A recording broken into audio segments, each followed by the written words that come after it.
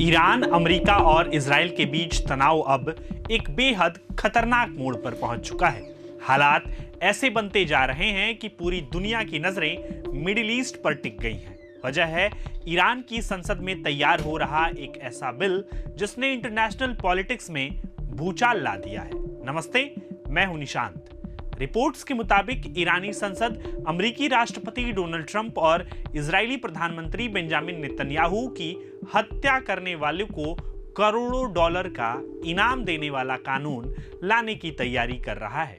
बताया जा रहा है कि इस प्रपोजल के तहत करीब 5 करोड़ यूरो यानी इंडियन करेंसी में लगभग 500 करोड़ रुपए का इनाम रखा जा सकता है। दी टेलीग्राफ यूके की एक रिपोर्ट के अनुसार ईरान की नेशनल सिक्योरिटी कमीशन के चेयरपर्सन इब्राहिम अजीजी ने कहा है कि reciprocal action by military and security forces of the Islamic Republic नाम से एक बिल तैयार किया जा रहा है।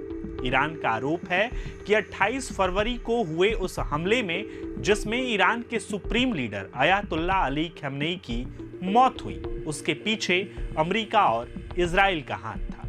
ईरान का कहना है कि डोनाल्ड ट्रंप, बेंजामिन नेतन्याहू और अमेरिकन सेंट्रल कमांड के एडमिरल ब्रैड कूपर इस हमले के लिए जिम्मेदार हैं। इसी वजह से ईरानी नेताओं की तरफ से लगातार कॉन्फ्रंटेशन एंड रेसिप्रोकल एक्शन यानी जवाबी कार्रवाई की बात कही जा रही है।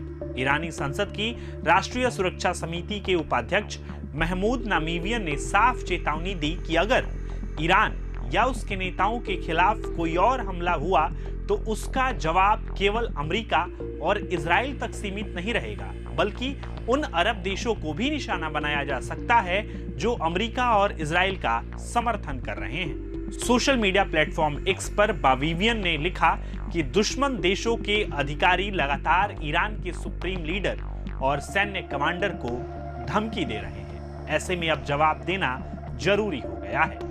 दरअसल ट्रंप के खिलाफ ईरान में गुस्सा नया नहीं है। सालों पहले ईरानी कमांडर कासिम सुलेमानी की अमेरिकी हमले में मौत के बाद ही ट्रंप को लेकर ईरान में भारी नाराजगी रही। अब खामनेई की मौत के बाद यह गुस्सा और ज्यादा भड़क गया है। सिर्फ राजनीतिक मोर्चे पर ही नहीं, साइबर दुनिया में भी यह टकराव बढ़ चुका है। ईरान वॉयर की रिपोर्ट के मुताबिक हंडाला नाम के एक हैकर ग्रुप ने भी ट्रंप और नेतन्याहू के खात्मे के लिए 5 करोड़ डॉलर का इनाम घोषित करने का दावा किया है। हालांकि इस तनाव के बीच कूटनीतिक बातचीत भी जारी है।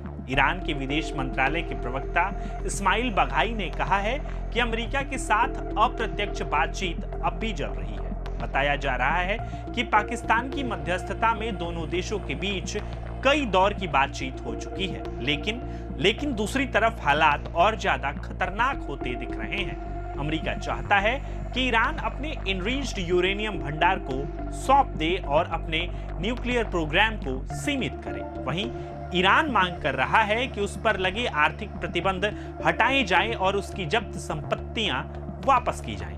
ईरान के राष्ट्रपति मसूद पेजेस्कियन ने माना है कि हालिया संघर्षों में देश के गैस प्लांट, बिजली घर और इंडस्ट्रियल इंफ्रास्ट्रक्चर को भारी नुकसान पहुंचा है। वहीं पूर्व revolutionary guard commander Mohsin Rezaei ने चेतावनी दी कि अगर आर्थिक नाकेबंदी जारी रही तो यह सीधे तौर पर युद्ध जारी रहने जैसा होगा। इस बीच रिपोर्ट्स यह भी कह रही हैं कि इजरायली प्रधानमंत्री नेतन्याहू को पूरे दिन सुरक्षा बैठकों में शामिल होने के लिए अदालत से छूट मिल गई है। इससे कयास लगाए जा रहे हैं कि इजराइल किसी बड़े सैन्य ऑपरेशन की तैयारी कर रहा है।